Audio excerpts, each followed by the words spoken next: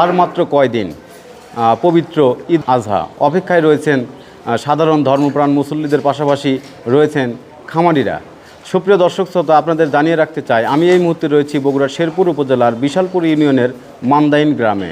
এখানে আমরা একটি খামারে এসেছি, যে খামারটির নাম সমতা ডেইরি অ্যান্ড অ্যাগ্রো। এখানে 50টি গরু রয়েছে, তার মধ্যে হয়তো 11টি গরু বিক্রি হয়েছে, বাদবাকি গরু রয়েছে। কিন্তু খামারির সঙ্গে আমরা কথা বলেছি এবং তারা এই গরুকে কীভাবে যত্ন নিচ্ছে আমরা জানার চেষ্টা করেছি। তারা আমাদেরকে জানিয়েছেন আমরা প্রাকৃতিক এবং ন্যাচারাল উপায়ে আমরা এখানে তাদের ন্যাচারাল খাবার ব্যবহার করেই এই গরুগুলোকে আমরা মোটাতাজাকরণ করে থাকি। তো আমরা এখন সেই খামারির বক্তব্যে যুক্ত করছি। 50 পিস গরু, তার মধ্যে 11 পিস বিক্রি হয়েছে ভুট্টার সাইলেজ এবং ঘাস, দানাদারের মধ্যে গমের ভুসি, ভুট্টার গুঁড়া, আপনার ধানের গুঁড়া, আরও 14 আইটেমের মানে ছোলা বুট, লাইভ স্টোন, বিভিন্ন ধরনের ইয়াতে 14 আইটেমের খাবার তৈরি করা আছে। বর্তমানে যদি এই অবস্থায় বাজার চলে তাহলে আমরা কিছুটা হয়তো লাভবান হব, আর যদি শেষের দিকে বাজার বাইরে থেকে গরু আসে, বাজার যদি খারাপ হয় তাহলে আমরা লসে থাকবো। খাবারের দাম আগের তুলনায় অনেক বেশি, এই হিসেবে দেশের সরকার যেন একটু নজর রাখে যে বাইরে থেকে গরু যেন না আসে।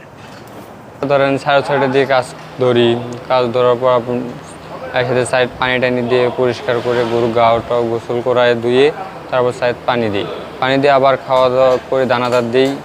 দানাদার দেওয়ার পর আবার 1 ঘন্টা রেস্টে রেখে আবার সাইলেজ দিই, ভুট্টার সাইলেজ দিয়ে তারপর আমরা যাই ঘাস ঘাসটা কেটে নিয়ে আমরা যাই খাইতে আবার 3টার দিকে এসে আবার সাইড পানি টানি দিয়ে গরু গোসল করাই আবার খাবার দিয়ে আবার মনে করেন আমরা ঘাস টাস কাটি মেশিনে কাটার পর 5টার দিকে আবার খাইতে দিই।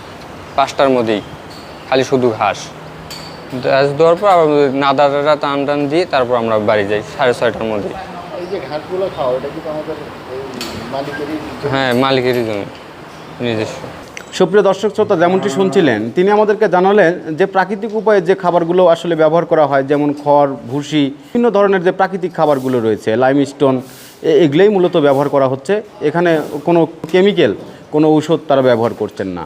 কিন্তু তারা একটি শঙ্কার কথা বলেছেন যে বর্তমান বাজার যেভাবে চলছে আসলে খাদ্যের দাম অনেক বেশি, শ্রমিকের মূল্য অনেক বেশি, এগুলো সব কিছু আসলে ম্যানেজ করে একটা ব্যবসায় পরিচালনা করা খুবই দুঃসহ হয়ে গেছে। তারপরও যদি বাজারটা এমনই থাকে তাহলে হয়তো বা তারা লাভের মুখ দেখতে পারে। কিন্তু যদি প্রতি বছরের ন্যায় যদি ঈদের সামনে পার্শ্ববর্তী দেশ থেকে যদি গরু আমদানি করা হয় তাহলে কিন্তু এই খামারিরা পড়বে অর্থনৈতিক ক্ষতির মুখে। তো সুপ্রিয় দর্শক শ্রোতা, এই খামার থেকে এই ছিল আমার কাছে সর্বশেষ তথ্য।